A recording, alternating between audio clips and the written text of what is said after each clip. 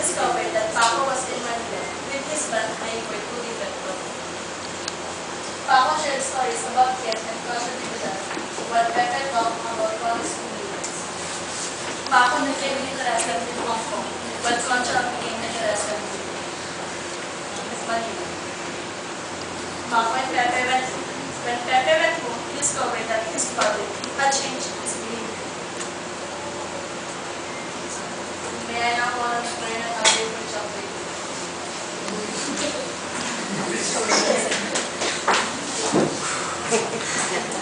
Good morning, everyone. I will be discussing chapter 2 entitled Macho. But first, let us have a short recap of the chapter 1. Chapter 1 was all about Connie wants to remove her other navel because if she ever gave birth, where was the other umbilical cord connect?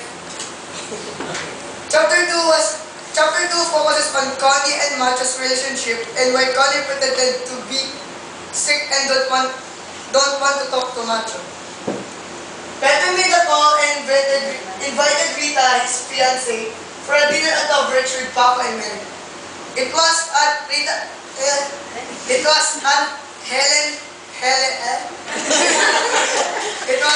Helen's flower shop and the phone rang.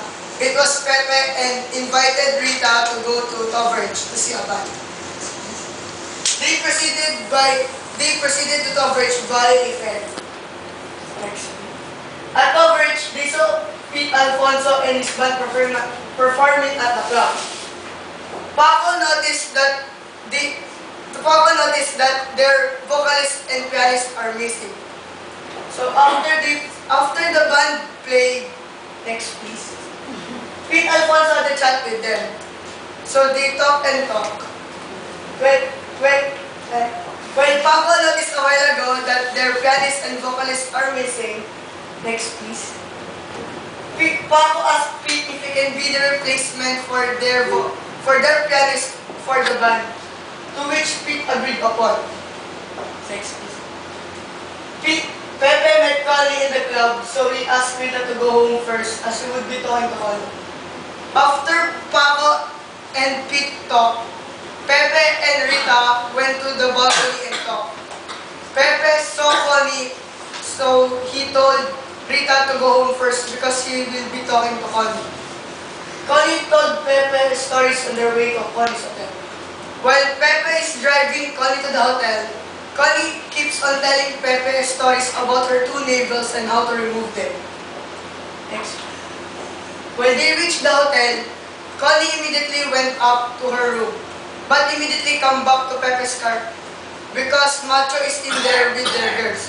And the hard part is the girl of Macho is her mother, Concha Dividal. So Connie told Pepe to go somewhere else. Pepe brought Connie to his wife, Rita, to his fiancée Rita's house for the night. The next morning, Connie was gone and Rita did not caught her.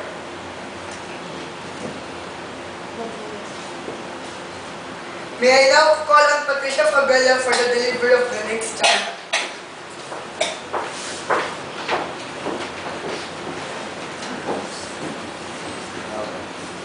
Good morning, everyone. I am going to discuss about chapter 3. But first, let's have a short recap of what happened in chapter 1 and 2. So, chapter 1 started when Connie started to hallucinate for having two navels. And chapter 2 is about the letter that Connie found out about the affair between Macho and Connie. This chapter focuses about the hate of Connie to her mom and Concha Vital. Everybody had lots of fun in Overage. They enjoyed the band that was playing, and is where Paco played as a pianist in the group.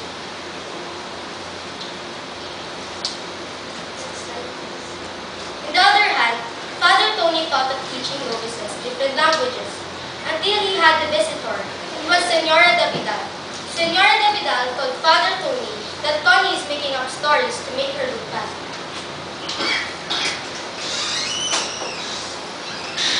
After talking to Concha Vidal, Father Tony went to a club to meet Pepe, Paco, Rita, and Mary.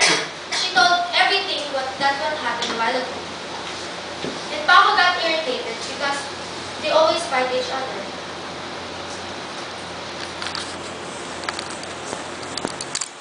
Um, Father Tony and Pepe went home.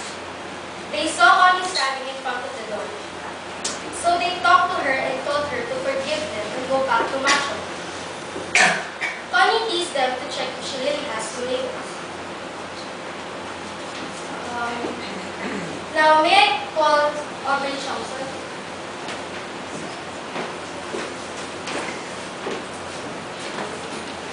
Good day, everyone. I will be discussing with you the fourth chapter of The Woman Who Had Two Navels.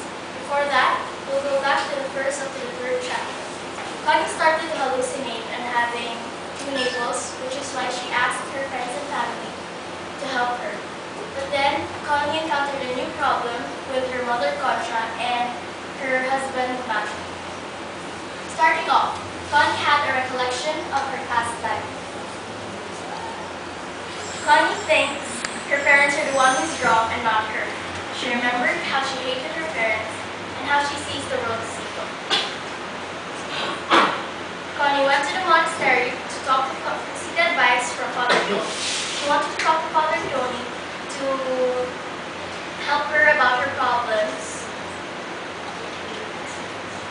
Unable to find him, Connie was confronted by another priest who reminded her of her wrongdoing. Since Father Tony was not in the monastery, Connie had confrontations with another priest. Connie, still in disbelief, insisted that she's not at fault and that she's the good. With all the values and consultation, Connie still insisted to be right. Connie was asked to go back for more consultation. Since Connie kept insisting, the priest told Connie to go back to the monastery to let her realize more of her wrongdoings. Connie's flashbacks continued to haunt her. Still, her problems with her mom still continued. So then, Connie went to her mom's old place. There, she rested for a while and thought if she would tell her mother Concha about her problems with her. Strangely, Connie saw the lichen, her favorite part of the carnival when she was younger. She thought of going back to the monastery again later on. Connie told the lichen she would be back when her problems would be solved. She went to her car, not knowing it was broken. While the moon rose hugely and a Chinese feast is being celebrated, a life-changing event in Connie Escobar is bound to happen. But on her way back, Connie met a terrible accident. And that is now the end of chapter 4, which will be continued by Joshua and Kampar.